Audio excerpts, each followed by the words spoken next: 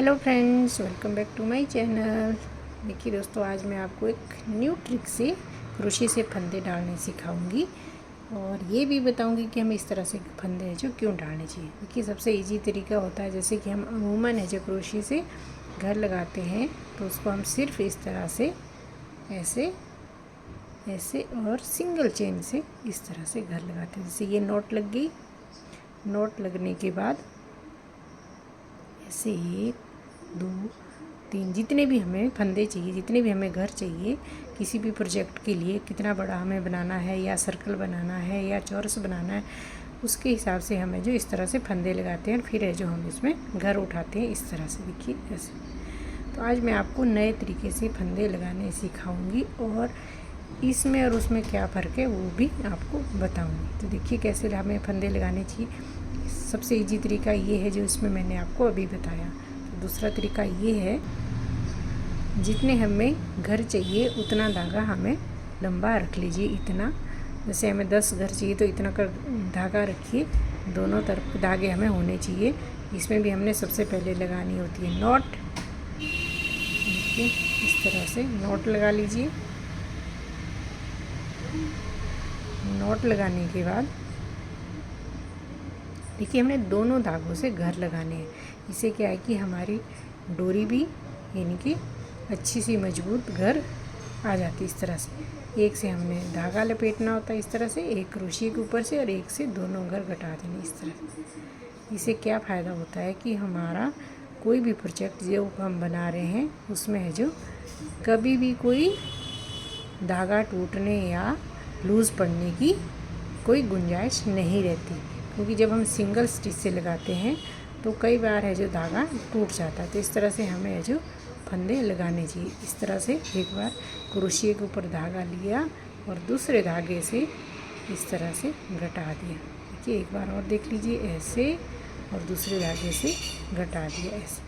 देखिए कितनी मजबूत सी ये डोरी बन के तैयार हो जाती है।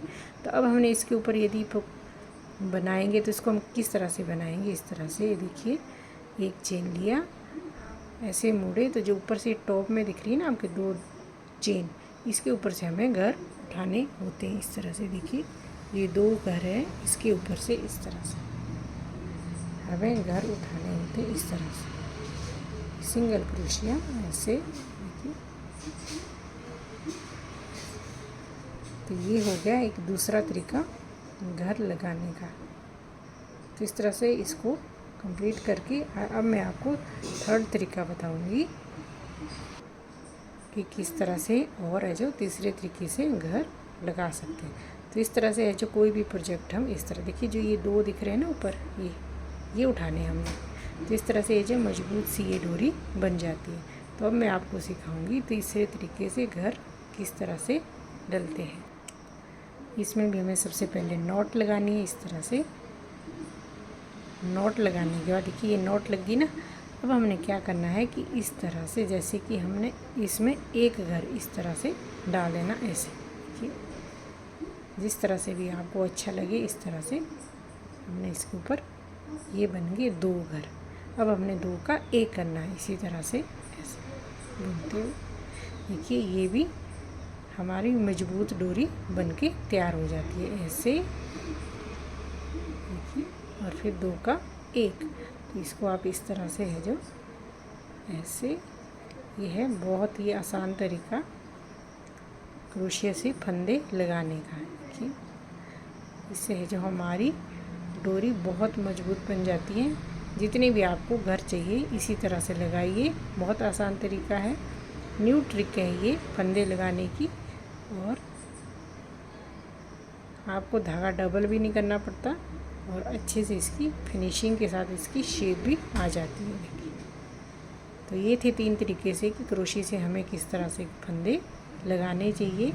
और सही ट्रिक इन तीनों में से आप जो भी आपको पसंद आए वो आप चूज कर सकते हैं। देखिए तो इसी तरह से चाहे आपको गले से, जैसे टॉप टू डाउन हम प्रोजेक्ट बनाते हैं बच्चों के लिए, या स्वेटर, कार्डिगन जो भी हम बनाते हैं क्रोशिया से, तो टॉप टू डाउन बनता है। तो कई बार गले के पास है जो धागा सिंगल चेन से धागा लगा के घर लगा के कई बार धागा टूट जाता है। तो इस तरह से आप लगाइए, बहुत ही आसान तरीका है और देखिए बहुत मजबूत बन के आता है। तो इसके ऊपर से भी हमने उसी तरह से घर उठाने हैं। जो ये चेन दिख रही है, देखिए ये पहले एक चेन लीजिए, जो ये चेन दिख रही है 2 की, इधर हमने क्रोशिया को 2 चेन में इस तरह से डाल के ऐसे सिंगल क्रोशिया बनाना है। बहुत इजी है बनाना। नेक्स्ट मैं वीडियो डालूँगी हाफ डबल क्रोशिया की, फिर डालूँगी डबल क्रोशिया की। इस तरह से मैं बेसिक नॉलेज न्यू बिगिनर के लिए लेके आऊँगी हर रोज़ एक नई वीडियो। तो यदि फ्रेंड्स आप लाइव सीखना चाहते हैं क्रोशिया किस तरह से चलाते हैं, बनाते हैं, तो प्लीज़ मुझे कमेंट करें। तो मैं हर रोज़ एक सेशन लगाऊंगी लाइव का। जितनी ज़्यादा कमेंट आएंगे टाइमिंग की, उसी हिसाब से मैं हर रोज़ लाइव आऊँगी। वैसे मैं शाम के टाइम हर रोज़ 6-7 बजे लाइव आने की कोशिश करती हूँ। देखिए इस तरह से जो ये बनता है। तो ये थी एक छोटी सी जानकारी। कैसी लगी आपको ज़रूर कमेंट करके बताएं। Thanks for watching. मिलते हैं नेक्स्ट वीडियो में। Till then take care and bye bye.